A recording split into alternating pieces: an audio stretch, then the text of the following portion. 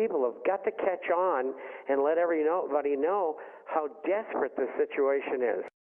Very sharp people who really didn't spend enough time studying the history that you just spoke of are now finding out that this time it truly is different, and that our success has fooled us into thinking that we cannot fail. The system is finished. Last weekend, I had the honor of moderating the panel discussion at the Chicago Resource Expo. As always, there were experts from across the precious metals spectrum. Each time I participate in an event like this, there is often one comment or idea that crystallizes the essence of the discussion. A statement by Dr. Michael Berry, publisher of Morning Notes at DiscoveryInvesting.com, really summed things up for me. He said, "We are not in a cyclical depression. We are experiencing a structural failure." Let me say that again, and I want you to let the meaning of those words sink in. We are not in a cyclical depression. We are experiencing a structural failure. This was the first time I have heard a resource expert describe the state of the global economy as a structural failure, and I couldn't agree more.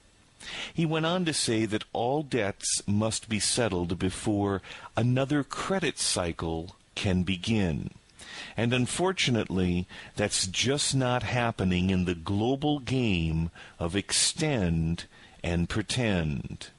I asked the panel to elaborate on what they thought a structural failure would look like. Several suggested it would be an amplification of the current level of economic suffering that many people are experiencing.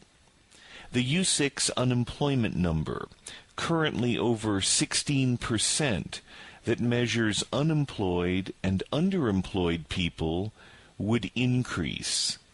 The 45 million plus Americans currently on food stamps would increase. Some thought movements like Occupy Wall Street would gain more widespread appeal and could potentially evolve into some kind of civil unrest.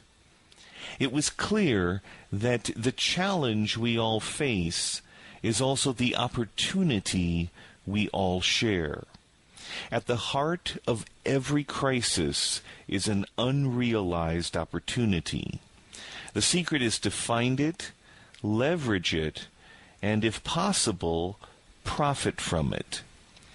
My view is that a structural failure is the equivalent of hitting the reset button on the global economy. Right now, banks, governments, and bondholders are playing a fanatical game of economic musical chairs. No one wants to lose. In fact, each player thinks they can actually win. What none of these players wants to admit is that in the end, they will all lose. It's not a question of if the game will end. It's simply a matter of when the game will end.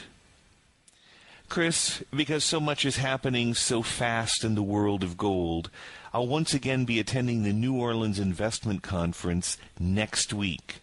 I urge all GoldSeek radio listeners to join me, and if any listeners would like to meet informally while in New Orleans, please send an email to robert@conquerchange.com. And until next time, this is Robert Ian with ConquerChange.com.